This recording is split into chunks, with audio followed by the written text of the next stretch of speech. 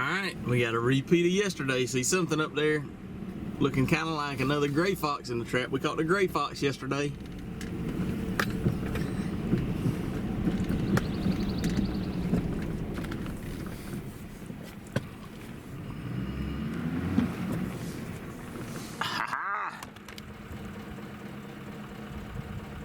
There it is. Gray fox number 2 here.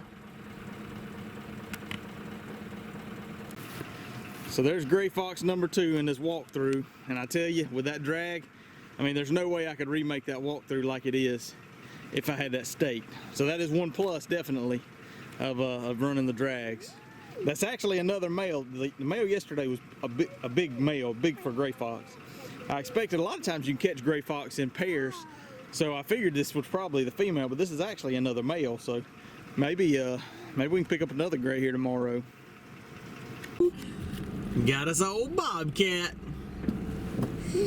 laid up in the middle of the road.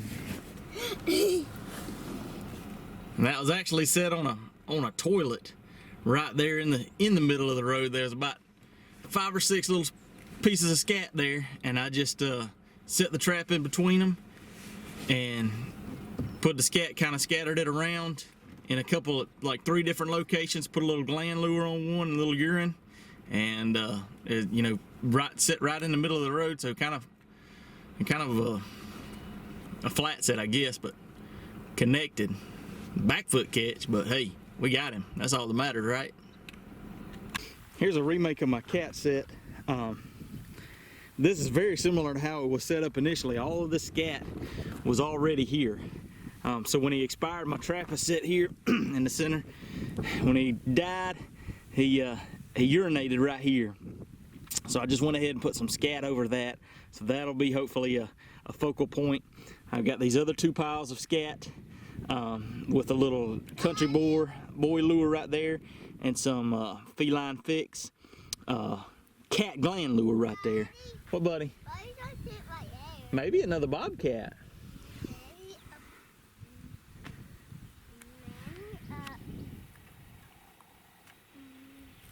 What do you think?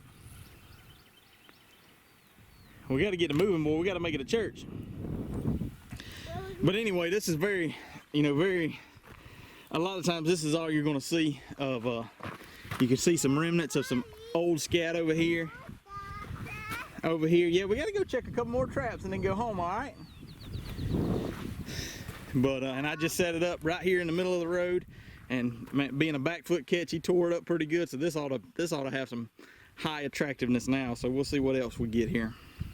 The game was definitely moving last night, which is, you can't tell it right now, and I need to recheck the weather, but we're supposed to get some pretty heavy rains starting tonight and going into tomorrow. So I was hoping that it was going to be a good run. What are you doing with my hat, boy? But you can see something came up here and dug me out, and I was trying to look out after I reset, I wiped all this stuff out. So there's definitely turkey tracks over my tracks and deer. There's some old coon tracks, but that's not fresh over here, it doesn't look like.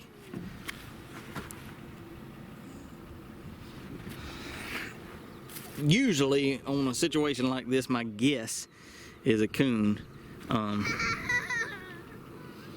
mean, that trap is solid, and you can see, I mean, they dug at the trap. They didn't dig at any of the 3 punch holes here. So I'm not real sure what's going on. But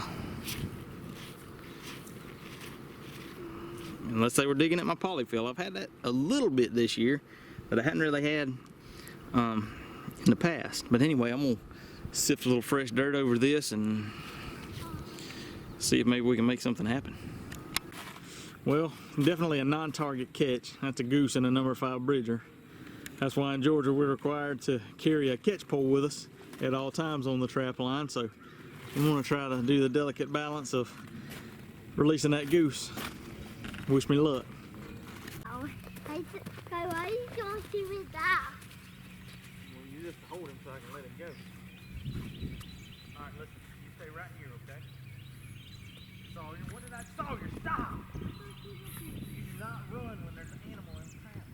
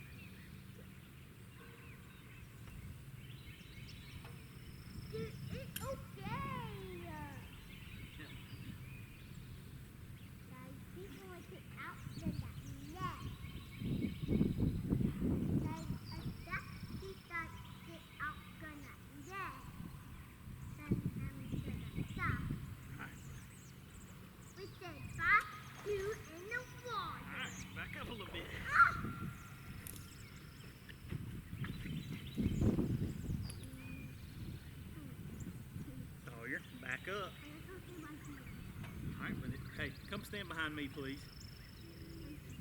Yeah.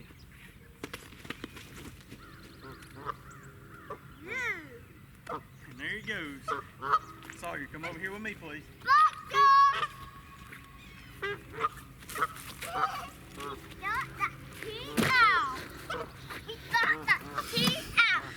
We got him out, didn't we?